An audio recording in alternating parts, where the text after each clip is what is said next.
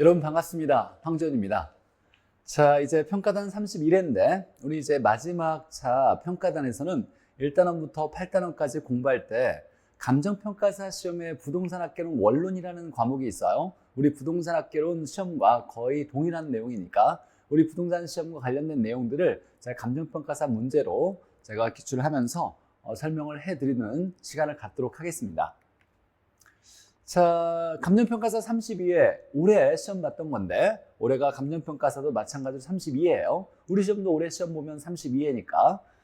자, 1번에 보니까 일단은서 가장 중요한 것이 토지의 분류, 그 다음에 자연적 특성, 부동성, 부중성, 영속성, 개별성을 구분하는 내용인데, 자, 보죠. 토지의 분류 및 용어에 대한 설명으로 옳은 거. 자, 필지는, 자, 첫 번째 필지는 이라고 나왔고, 필지는 소유권 범위를 나타내는 토지의 분류죠. 등기, 등록 단위가 되는 거고. 자, 그래서 필지는 법률적 개념으로 등기법상에서 중요한 법률적 개념으로 다른 토지와 구별되는 가격 수준이 비슷한 일단의 토지이다. 이렇게 가격 수준이 비슷한 일단의 토지는 필지가 아니라 뭐라고 하냐면 획지라고 하죠. 이건 획지에 대한 개념이네요. 그러니까 법률적 개념으로 라고 한 건 필지는 법률적 개념으로 다른 토지와 구별되는, 이렇게 얘기하면 안 되겠죠. 자, 획지에 대한 내용이고, 필지는 법률적 개념이 맞는데, 자, 획지는 감정평가상 중요한 가격 수준이 비슷한 일단의 토지니까 감정평가상 중요한 개념으로서 가격 수준이 비슷한 일단의 토지라고 나와야 되고, 자, 후보지는 우리가 이제 후간 이내라고 외웠어요. 용도지역 상호 간의 전환 중에 있을 때 후보지, 용도지역 내에서 전환 중에 있으면 이행지죠. 자, 그러면 용도지역인 택지, 농지, 임지, 이 택지, 농지, 임지 이렇게 나오면 이게 용도지역을 얘기하는 거죠. 용도지역. 그래서 후보지는 용도지역 상호 간에 전환되고 있는, 전환 중에 있는 토지이다. 맞죠? 자, 2번은 옳은 지문이네요. 자, 3번에 건축법에 의해서 건폐율 용적률의 제한으로 한 필지 내에서 건축하지 않고 비워둔 토지는 나지가 아니라 공지라고 하죠. 공지, 비워둔 토지. 자, 지가 공시를 위해라고 나왔네요. 자, 부동산 가격 공시를 위해서 어떤 가치 형성 요인이 비슷한 일단의 토지 중에서 대표성을 가진 토지는 표본지가 아니라 표준지라고 해야죠. 표준지. 자, 표본지는 지가 변동률 조사를 위해서 대표성을 가진 토지를 표본지라 그래요. 그래서 지가 변동률 조사를 위해서 나오면 표본지, 부동산 가격이나 지가의 공시를 위해서, 부동산 가격 공시를 위해서 대표성 있는 토지를 잡을 때는 표준지라고 나와야죠. 자, 그래서 여기는 표준지가 나와야 되고, 자, 택지용의 최연망권이라고 나왔네요. 택지의 맨 바깥쪽, 외곽 쪽에 있는 택지의 끝 지점의 택지를, 이거 우리가 한계지라고 하죠. 한계지. 자, 공한지는 정상적으로 바람직하지 않게, 정상적으로 쉬게 하면 휴한지, 그 다음에 바람직하지 않게 비워둔 토지는 공한지, 바람직하지 않게 놀리는 토지는 이걸 유휴지라고 하죠. 자, 그래서 첫 번째는 토지의 분류에 대해서, 자, 옳은 건 2번이고, 자, 두 번째 보니까 올해 마찬가지로 32에 나왔던 건데 부동산의 개념에 대한 설명으로 옳지 않은 거. 자, 자연공간, 위치, 환경, 이건 물리적 개념에 해당한다. 맞죠? 우리가 복합 개념의 부동산에서 법률적, 경제적, 기술적, 물리적 이렇게 봤을 때 기술적 개념이라고도 하는데, 자, 개념에서 위치, 공간, 자연, 환경은 눈에 보이는 유형적 개념으로서 이건 유형이죠. 유형적 개념이고, 자, 그 다음에 더 중요한 건 사실 경제적 개념이죠. 경제적 개념을 반드시 외워야죠. 자산, 자본, 생산재, 소비재, 상품으로 보는 건 경제적 개념의 부동산이죠. 자, 부동산의 절대적 위치는 절대적 위치 또는 물리적 위치라고 하겠죠. 눈에 보이는 물리적 위치는 토지의 부동성에서 비롯된다. 맞죠? 움직이지 않으니까 물리적 위치, 절대적 위치는 변하지 않겠죠. 불변이고. 자, 토지는 생산의 기본 요소이며 생산의 기본 요소, 생산 요소를 얘기하는 거예요. 생산재이며 이렇게 볼 수 있죠. 동시에 소비재가 된다. 맞죠? 토지는 생산재이자 동시에 소비재로 볼 수 있죠. 이건 부동산을 경제적 개념으로 본 거죠. 경제적 측면의 개념으로 봤을 때 생산재이자 소비재이다 이렇게 볼 수 있을 거고. 자, 4번에 협의의 부동산과 협의의 부동산은 민법에서 얘기하는 부동산이죠. 민법상 부동산, 협의의 부동산과 준부동산을 합쳐 광의의 부동산이라고 한다. 맞죠? 이건 법률에서 얘기하는 법률적 측면의 부동산을 얘기하는 거고. 자, 부동산의 법률적, 경제적, 기술적 측면에 결합한 개념, 이걸 이 세 개를 복합한 개념이라 하죠. 그래서 복합 개념의 부동산을 얘기하는 거고, 복합 부동산이 아니라 복합 개념의 부동산이죠. 자, 복합 부동산은 토지와 건물이 일체로 거래되거나 부동산 활동의 대상이 될 때 이를 이르는 말을 복합 부동산, 토지와 건물을 합쳐서 이르는 말을 복합 부동산이라 하고, 부동산을 법경기 개념으로 보는 건 복합 개념의 부동산, 복합 개념의 부동산이라고 해야죠. 그래서 5번이 틀렸네요. 자, 이건 뭐 우리 시험에서도 워낙 자주 나왔던 지문이니까. 자, 3번에 역시 32회에 출제되었던 문제고, 감정평가사 문제, 올해 나왔던 문제인데 보죠. 자, 토지의 특성, 자연적 특성의 부동성, 부중성, 영속성, 개별성이 있고, 그 다음에 인문적 특성의 용도의 다양성, 위치의 가변성, 합병 분할의 가능성, 이런 것들이 있죠. 자연적 특성은 절대로 변하지 않는 선천적 특성이고, 인문적 특성은 변할 수 있는 가변적, 후천적 특성이죠. 자, 부종성으로 인해서 자, 이용 전환을 통한 토지의 용도적 공급, 이용 전환을 통한 용도적 공급은 가능하죠. 불가능이 아니라. 자, 이건 부중성에 의한 것이 아니라 이용 전환이 가능할 수 있었던 것은 변하는 성질인 용도의 다양성, 인문적 성질이죠. 용도의 다양성에 의해서 이렇게 연결돼야 되겠네요. 용도의 다양성으로 인해 이용 전환을 통한 용도적 공급, 또는 이걸 우리가 경제적 공급이라고 하죠. 경제적 공급은 가능하다 이렇게 나와야 되고, 자, 부중성으로 인해서 물리적 공급은 불가능하다 이렇게 나와야죠. 자, 기억은 틀렸고, 자, 부동산 활동이 국지화된다. 이건 지역화라고 하죠.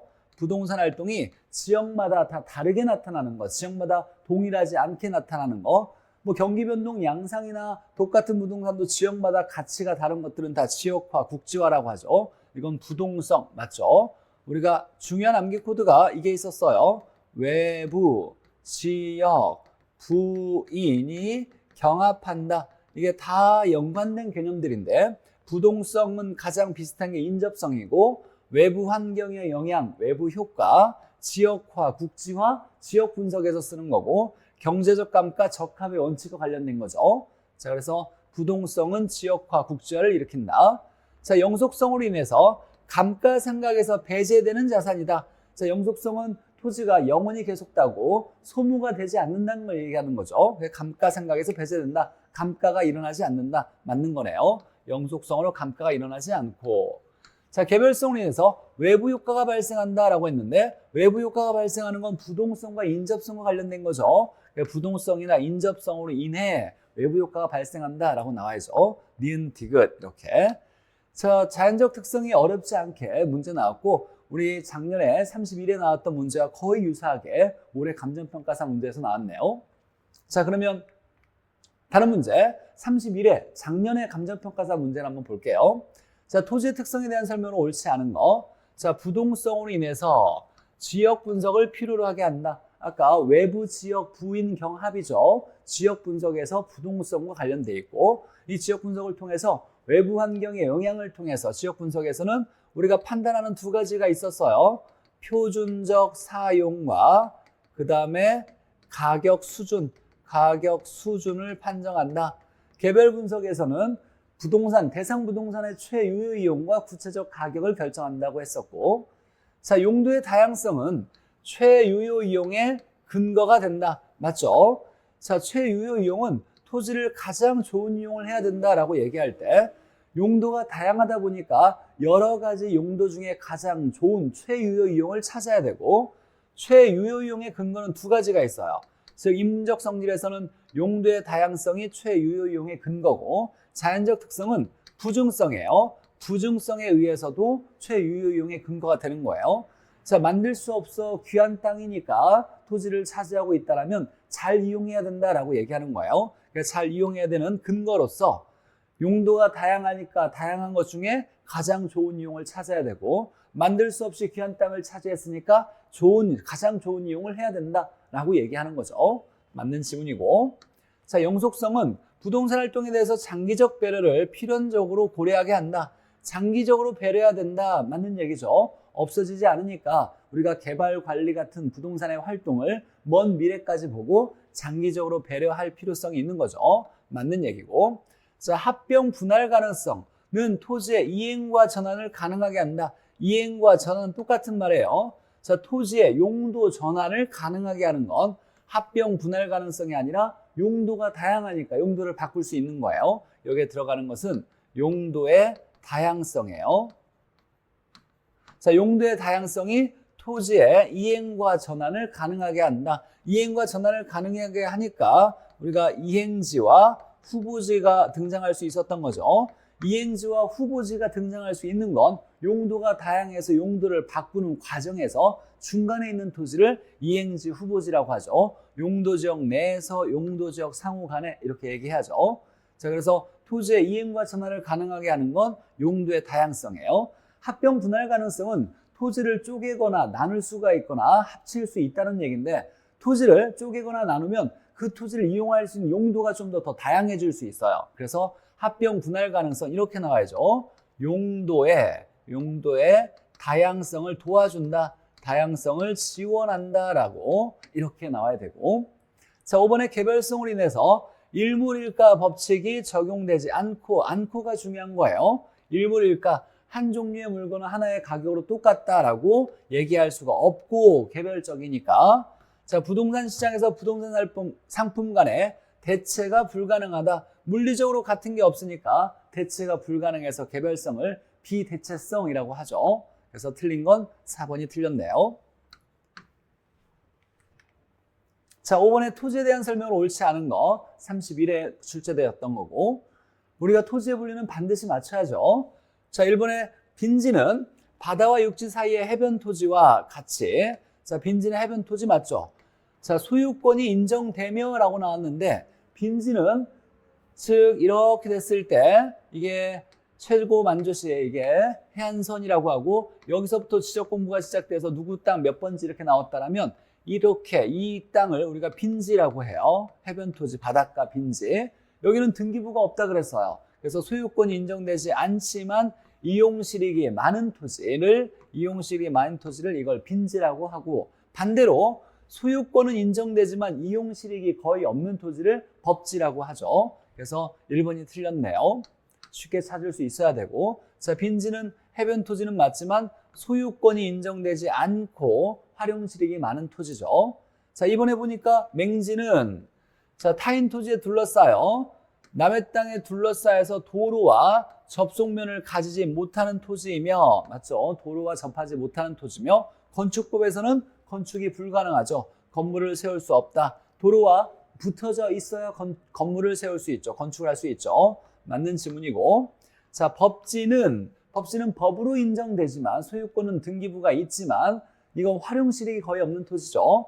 택지 경계와 접한 경사된 토지 부분과 같이 경사가 너무 급해서 법률적으로는 소유를 하고 있어요. 즉 등기부는 가지고 있지만 이용실익이 거의 없는 토지를 법지라고 하고, 자, 후보지는 용도지역 상호 간의 전환 중이죠. 그래서 용도적 지형인 택지, 농지, 임지지역 이렇게 나오면 얘는 용도지역을 얘기하는 거예요. 용도지역 상호 간에 전환되고 있는 이라고 하죠. 전환되고 있는 토지. 용도지역 내에서 전환 중이면 이행지, 용도지역 상호 간이면 후보지. 맞고. 자, 이행지는, 자, 용도지역 내에서 전환 중일 때 이행지라는 말을 쓸 수 있죠. 용도적 지역인 택지, 농지, 임지 이렇게 나오면 이건 용도지역을 얘기하는 거죠. 용도지역의 세분던 지역 내에서라고 나왔어요. 즉 하나의 용도지역 내에서 전환이 이루어지고 있는, 전환 중에 있는, 예를 들면 택지 중에 주거용, 상업용, 공업용 토지가 있는데 이렇게 택지 내에서 이렇게 전환되고 있는 토지를 이걸 이행지라고 하죠.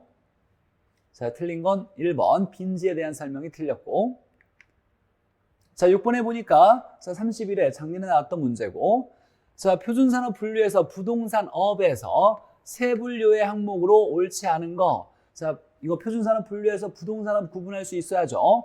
자, 부동산업을 크게 두 가지로 나눌 수 있죠. 부동산, 임대 및 공급업 이렇게 구분할 수 있고, 공급업. 그 다음에 부동산과 관련된 관련 서비스업이죠. 서비스업으로 구분할 수 있고, 자, 임대 및 공급업은 부동산 임대업과 그 다음에 부동산 공급업인데 이걸 좀 더 자세히 개발 및 공급업이라 하죠. 공급업 이렇게 나누시고, 자, 관련 서비스업이 중요한데 우리가 애프터 서비스 하면 사후 관리, 서비스가 관리를 포함하고 있는 거예요. 그래서 부동산 관리업 이렇게 쓸 수 있고, 나머지 기타 서비스는 고객에게 응대하는 걸 서비스라 그래요. 그래서 중개업도 서비스고, 그 다음에 자문, 투자 상담을 얘기하는 거죠. 자문, 그 다음에 감정평가업 이렇게 구분할 수 있겠네요. 자, 이 구분을 세 분류라고 하는 거예요. 이걸 소분류라고 하고 세 분류. 자, 그러면 자, 임대업에는 여기에 들어가는 건 주거용, 비주거용, 그 다음에 기타 부동산 모두 해당되고, 여기에 들어가는 것도 주거용, 비주거용, 기타 모두 해당되지만, 자, 중요한 건 관리업 앞에는 여기는 주거용과 비주거용은 해당되지만 기타 부동산은 들어갈 수 없어요. 기타 부동산의 관리업은 해당 사항이 없더라.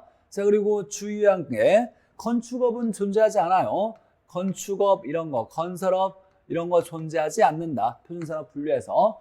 그 다음에 투자업도 안 된다. 투자업은 불가능한 거고, 그 다음에 금융업, 돈 빌리는 것도 이것도 은행에서 하는 거지 부동산업과 관련이 없다. 이게 우리 시험 문제에 나왔던 지문들이네요. 그리고 기타 부동산, 기타 시설의 관리업 해당되지 않는다. 자, 그러면 여기에 보니까 건설업 같은 건 존재하지 않죠. 1번이 틀렸네요. 자, 임대업 맞죠? 그 다음에 개발 및 공급업 이렇게 나눠지는 거고, 그 다음에 관리업과 중개자문 평가업 이렇게 이게 관련 서비스업으로 구분되는 거죠. 이걸 임대 및 공급업 이만큼을 관련 서비스업에서 두 개 나눠지는 거고, 건설업, 건축업 같은 건 존재하지 않아요. 표준산업 분류에서. 1번이 틀렸고.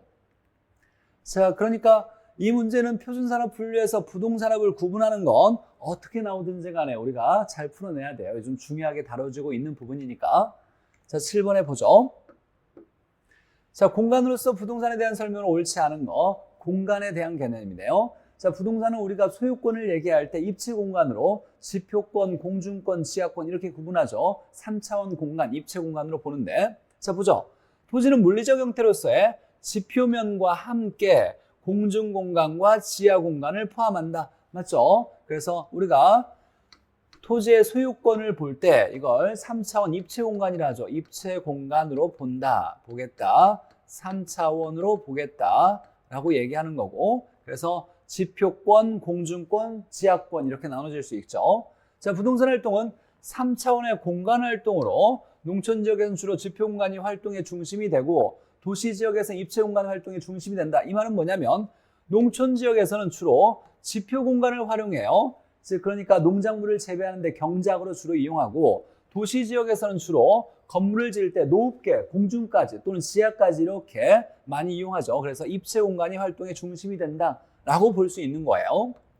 자, 3번에 지표권은 지표를 이용할 수 있는 권리죠. 토지 소유자가 지표상의 토지를 사용할 수 있는 권리를 말하며, 지표를 사용할 수 있는 권리를 말하며, 자, 토지와 해면과의 분계는 최고 만조시의 분계점을 표준으로 삼는다. 맞아요. 바다와 땅과의 분계는 바다가 있고 땅이 있다라면 최고 만조시,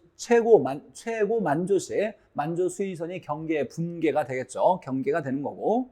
자, 4번에 지중권, 땅 중간에 있는 권리니까 이걸 지하권이라고 해요. 지중권을 지하권이라고도 하고, 자, 지하권은 토지 소유자가 지하공간으로부터 어떤 이익을 획득하거나 사용할 수 있는 권리를 말하는 건 맞는데, 여기에 물을 이용할 수 있는 권리, 이 물을 이용할 수 있는 권리를 용수권이라 그래요. 용수권. 이 용수권은 물을 이용할 권리는 지표상에 흘러다니는 물이나 고여있는 물을 끌어쓸 수 있는 권리를 이걸 용수권이라 그래요. 그래서 용수권 이에 포함되는 건 아니다. 이 용수권은 지표권에 해당되는 거예요. 용수권은 지표권에 지표상의 물을 끌어쓸 수 있는 권리니까 우리가 지하권 나오면 이렇게 생각해야죠. 땅속에 있는 지하수나 또는 바위, 안방 같은 건 권리에 포함돼요. 그래서 지하수에 대한 권리는 포함되지만 미채굴, 광물, 석탄, 석유 같은 건 광업법에 열거되어 있는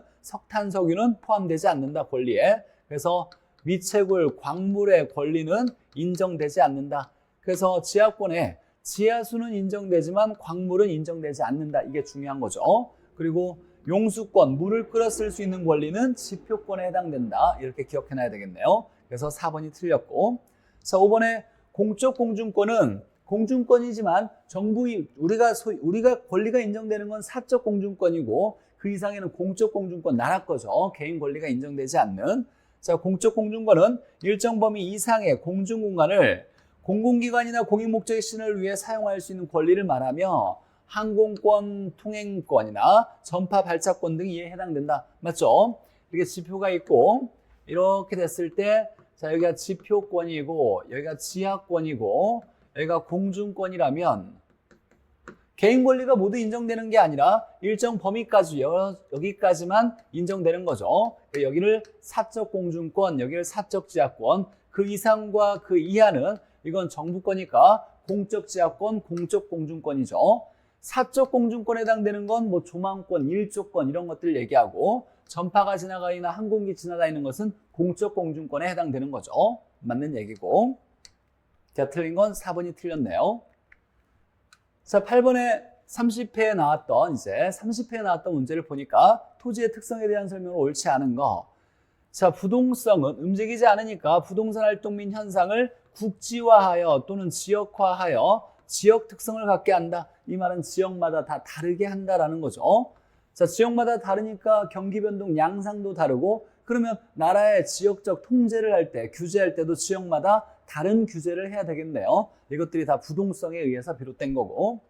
자, 부중성은 생산 요소를 투입하여도 토지 자체의 양을, 이건 물리적 토지양을 얘기하는 거죠. 물리적 공급을 늘릴 수 없는 특성이다. 맞죠? 어떤 내가 노동과 자본을 투입해서 토지의 양, 순수한 양, 물리적 공급은 늘릴 수가 없는 건 부중성. 맞죠? 만들 수 없다. 자, 영속성은 토지 관리의 필요성을 높여. 맞죠? 토지 관리를 할 때 특히 장기적 배려를 하면서 토지를 관리해야죠. 없어지지 않고 소모되지 않으니까. 감정평가에서 원가 방식의 이론적 근거가 아니라 이건 수익 방식의 이론적 근거예요. 수익 방식. 자, 무슨 얘기냐면 영속성은 없어지지 않기 때문에 없어지지 않으니까 장래 수익을 보장할 수 있어요. 그런데 우리가 장래 수익, 장래 편익과 관련된 얘기를 보니까 가치라는 개념이 있어요. 가치는 장래 편익을 현재 값으로 당겨온 값을 가치라 그래요. 자, 이 가치로부터 비롯된 것이 감정평가 방법이 수익환원법이에요. 수익환원법 또는 직접환원법이라고 하는데 이 수익환원법은 장래 순수익을 환원하여 당겨와서 현재 가치로 바꾸는 걸 수익환원법이에요. 가치로부터 비롯된 감정평가 방법은 수익환원법이에요. 근데 이 두 개를 보니까 장래 편익, 장래 수익이에요. 근데 토지에서 장래 수익이 보장되는 이유는 없어지지 않고 영원히 계속되니까 영속성으로부터 비롯된 거예요. 영속성. 자, 그러면 우리가 부동산의 가치를 평가할 때는 과거에 돈 번 걸 조사하는 게 중요한 게 아니라 미래에 돈을 많이 벌 수 있는지를 예측하는 게 중요하겠네요. 미래 수익을 예측하는 게 중요해요. 그래서 예측의 원칙이 중요하다.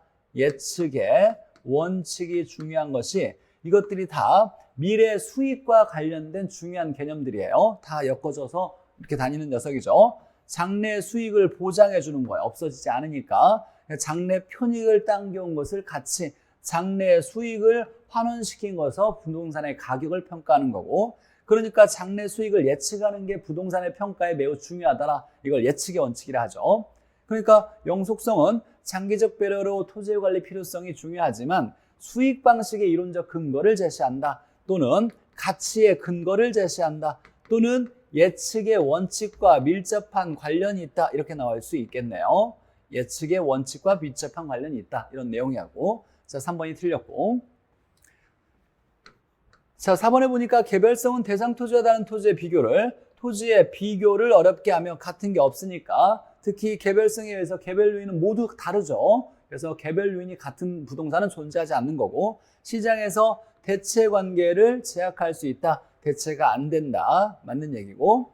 자, 인접성은 옆에 있는 토지와 떼어놓을 수 없고 항상 연속되어 있더라. 토지는 옆에 있는 토지에 영향을 받을 수밖에 없다예요. 붙어져 있다. 토지는 절대로 독립되어서 떨어져 있는 토지는 없죠. 무조건 옆에 있는 토지와 붙어져 있어야 돼요. 물리적으로 연속되고 연결되어 있는 특성이다. 맞죠? 이 인접성에 의해서 아까 외부 지역 부인, 부동성과 인접성에 의해서 외부 효과가 나타나는 거예요, 주로. 그래서 인접성과 또는 부동성으로 인해서 외부 효과를 설명할 수 있죠. 외부 효과를 설명할 수 있더라. 자, 그러니까 토지는 옆에 있는 토지와 떼어놓고서 볼 수 없더라가 인접성이에요. 자, 9번에 토지의 분류에 해당하는 것은 30회 응용인데, 자, 30회와 그 다음에 31회에서 나왔던 문제를 간단하게 제가 하나 엮어봤는데, 그래서 응용 문제로 냈는데, 보죠. 자, 전답 임야 등에 전답 임야가 있는데 집안이 절토되어 무너져서 침식되어 어떤 이유가 있든지 간에 하천으로 변한 토지라고 나왔어요. 물에 잠긴 토지, 하천으로 변한 토지. 이걸 뭐라고 하냐면 포락지라고 하죠. 포구에 떨어진 토지라고 해요. 포구는 배가 드나드는 곳인데 물이 있어야 배가 드나드는 거예요. 물에 떨어진 토지를 포락지. 물에 잠긴 토지는 포락지밖에 없죠. 최근에 나온 지문에 이렇게 나왔어요. 자, 지적 공부에 등록된 토지가 이렇게 집안이 무너져서 절토되어 또는 침식되어 물에 잠겼다. 하천으로 변한 토지. 이 전답 임야가 이게 지적 공부에 등록된 토지를 얘기하는 거죠. 자, 그래서 기억은 포락지가 나와야 되고, 자, 그 다음에 니은 주택지가 대로변에 접하여 상업지로 전환 중인 토지라고 했는데, 이게 이제 전환 중이니까 이행지냐 후보지냐 이렇게 봐야 되는데, 용도지역 내에선지 용도지역이 바뀌어지는 건지를 봐야죠.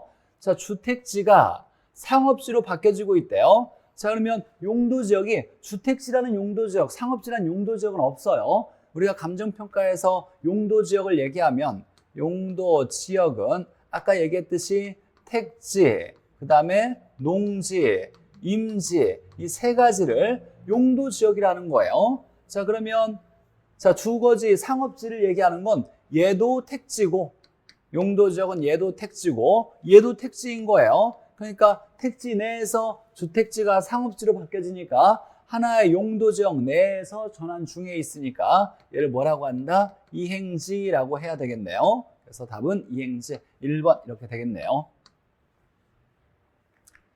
자, 10번에 보니까 30회 나왔던 거. 자, 감정평가 30회 출제됐네. 자, 부동산의 개념에 대해서 옳지 않은 거. 자, 토지는 제품 생산에 필요한 부지를 제공하고 뭔가를 만들기 위해서 땅을 제공하고, 맞죠? 주택을 만들려면 토지가 있어야 되니까. 그래서 생산 요소이다, 생산재이다, 생산재이자 생산 요소로 볼 수 있는 거죠. 동시에 소비재로도 볼 수 있죠. 따라서 토지는 생활의 편의를 제공하는 최종 소비재이기도 하다. 맞아요. 우리 시험에서 토지는 생산재이자 동시에 소비재로 볼 수 있더라. 이건 생산재, 소비재로 보는 건 자산, 자본, 생산재, 소비재, 상품으로 보는 거니까 이건 경제적 측면의 부동산이네요. 경제적 개념의 부동산으로 보는 거고. 자, 민법상 부동산은 협의의 부동산이라고 하죠. 토지와 정착물, 토지와 그 정착물이며 맞고, 부동산 이외의 물건은 동산이다. 맞죠? 맞는 얘기고. 자, 4번에 준부동산에는 등기나 등록수단으로 공시된 광업재단, 공장재단, 선박항공기, 어업권 등이 있다. 맞죠? 자, 얘는 우리가 광업재단과 선박항공기, 어업권 등은 동산 등을 얘기하는 거예요. 동산 등. 즉, 등기 등록하는 동산 등을 얘기하는 거죠. 자, 부동산은 원래 등기 등록을 의무적으로 무조건 해야 되는데 부동산이 아닌데 이렇게 선박, 항공기, 자동차 같은 것들은 등기 등록하는 거래요. 그래서 부동산과 비슷하다 그래서 부동산에 준하여 취급하겠다라고 해서 준부동산이라고 하죠. 얘는 부동산은 아닌 거예요. 동산 등인 거예요. 근데 법률에서 어떤 부동산에는 포함시킨다? 광의의 부동산에는 포함된다라고 볼 수 있는 거죠. 이 광의가 빠지면 안 되는 거예요. 자, 준부동산은 동산 등인데 법률에서 광의의 부동산에는 포함시켜 주겠다. 법률 측면에서 그런 거죠. 자, 임목에 관한 법률에 의해 보존 등기된, 즉 등기된 나무를 임목이라 하죠. 등기된 나무는 토지와 분리하여 양도할 수 있다라고 나와야죠. 우리가 토지와 토지에 붙어져 있는 정착물 중에 토지의 소유권과 별개의 소유권이 인정되는 정착물을 독립정착물이라 그래요. 그래서 얘는 독립정착물이죠. 독립정착물 네 가지를 반드시 기억해놔야죠. 건물, 그 다음에 등기된 임목, 그 다음에 명인방법으로 소유권이 구분된 나무죠. 명인방법의 나무, 명인방법으로 소유권이 구분된 수목이고, 그 다음에 재배되고 있는 농작물이죠. 재배되고 있는 농작물, 경작물. 얘들은 토지 소유권과 별개의 소유권이 인정되는 정착물이에요. 토지와 분리되어서 거래할 수 있거나 중개할 수 있거나 별도로 소유권이 인정되는 독립정착물을 얘기하죠. 이것 뺀 나머지 토지에 붙어져 있는 건 다 토지 소유권의 정착물이 포함되어 있어요. 소유권이. 이런 걸 종속정착물이라 하죠. 그래서 5번이 틀렸네요. 자, 감정평가사 문제에서도 우리가 특별하게 총론에서는 어려운 문제라고 볼 건 없고 우리가 다 배웠던 내용 중에 일부니까 물론 이제 새로운 지문이다 보니까 어렵게 느껴질 수 있을 거예요. 그것도 한번 잘 해석해보고 우리가 다 배운 우리 부동산학개론 내용과 거의 일치한 내용이니까 한번 참고 삼아서 준비해 보도록 할게요. 감정평가사에 나왔던 문제가 우리 시험에 나온 적들이 많이 있어요. 또는 우리 시험에 나왔던 것들이 새롭게 감정평가 문제에 나오기도 하고 계속 반복되어서 출제되는 경향이 있으니까 이제 나머지 우리 평가단 문제 31회부터는 그래서 다음 시간에는 32회 평가단 문제에서는 경제론에서 즉 감정평가 문제에서 나왔던 경제론 부분을 제가 다뤄보도록 할게요. 자, 남은 시간 얼마 안 남았지만 최선을 다해서 열심히 하시면 분명히 좋은 결과 있을 거니까 절대로 주저하거나 낙담하시거나 이럴 시간이 없어요. 열심히 최선을 다하시길 부탁드리겠습니다. 자, 고생하셨습니다.